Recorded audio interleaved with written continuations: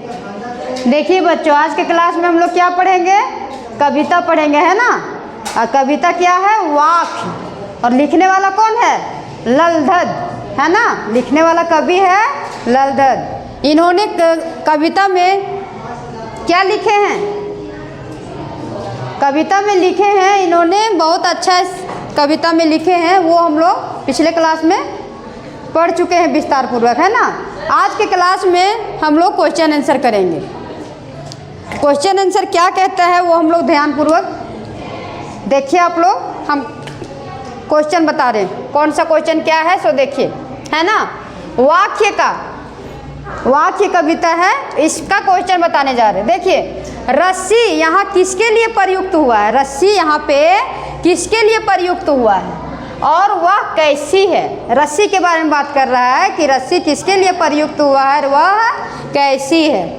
यहाँ कवित्री ने रस्सी शब्द को कमजोर और नस्वान सहारों के लिए प्रयोग किया है। यहाँ कवित्री जो है ये ललधद, वो क्या है, रस्सी शब्द का प्रयोग जो किया है कमजोर, जो कमजोर होता है उसके लिए, नासवान सहारों के लिए प्रयोग किया है ना।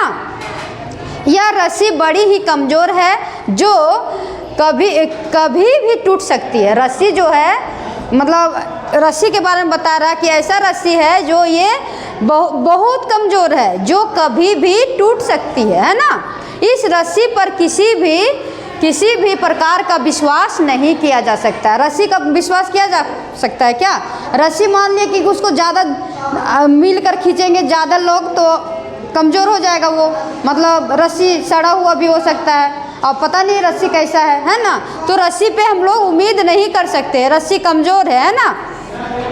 इस रस्सी पर किसी भी प्रकार का विश्वास नहीं किया जा सकता है ना।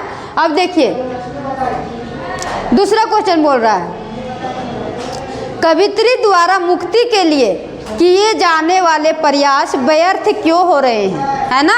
बोल रहा है कि कवित्री द्वारा मुक्ति के लिए किए जाने वाले प्रयास व्यर्थ क्यों हो रहे हैं। तो हम लोग देखते हैं क्यों हो रहे हैं बच्चों। कवित्री द्वारा किए जा रहे सांसारिक प्रयास सर्वथा कमजोर और नस्वान है ना। बोल रहे हैं कि कवित्री द्वारा जो किए गए सांसारिक प्रयास, संसार में जो प्रयास किए गए हैं वो सर्वथा कमजोर और नस्वान है।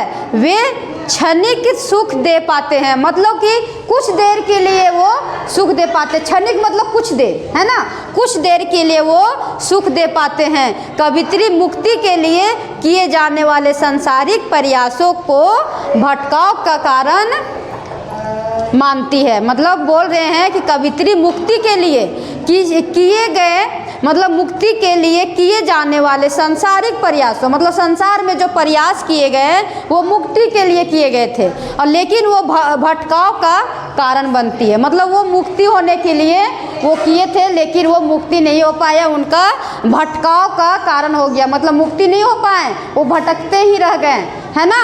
भटकने का कारण मानती है, इसलिए उसने इस प्रयासों को व्यर्थ माना है। इसलिए कवित्री ने ये प्रयासों को व्यर्थ माना है। लेकिन ये सांसारिक प्रयासों के लिए वो किए थे ना, लेकिन मुक्ति के लिए किए थे, लेकिन मुक्ति ना रहकर भटकाव के कारण मानती है।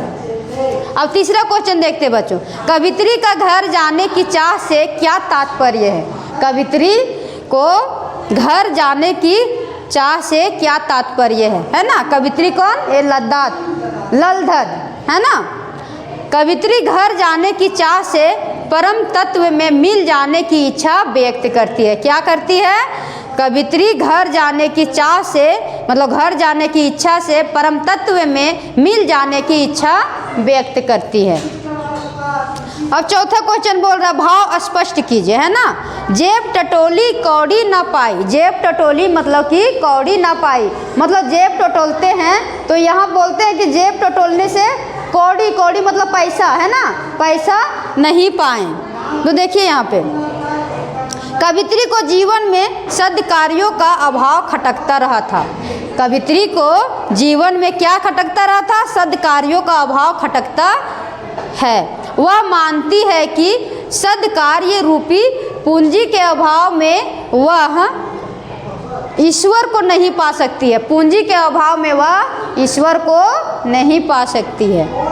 उसे इस पूंजी का अभाव दुखी कर देने वाला है। मतलब कि बोल रहे हैं कि ये कवित्री को जीवन सद्कर्मों का अभाव खटकता था और वह मानती थी कि सद्कार्य रूपी पूंजी के अभाव में वह ईश्वर को नहीं पा सकती है और उसे इस पूंजी का अभाव दुखी कर देने वाला है। मतलब पूंजी का अभाव उनको दुखी कर देने वाला था। अब यहाँ देखिए खा क्वेश्चन देखेंगे। खा कर कुछ पाएगा नहीं, ना खाकर बनेगा अहंकारी। अब मान लिए हम ही लोग देखिए कि खा कर जब घर में आदमी सोए रहेगा तो घर में मतलब घर से कुछ होगा क्या? घर में बिना मेहनत का पैसा आएगा?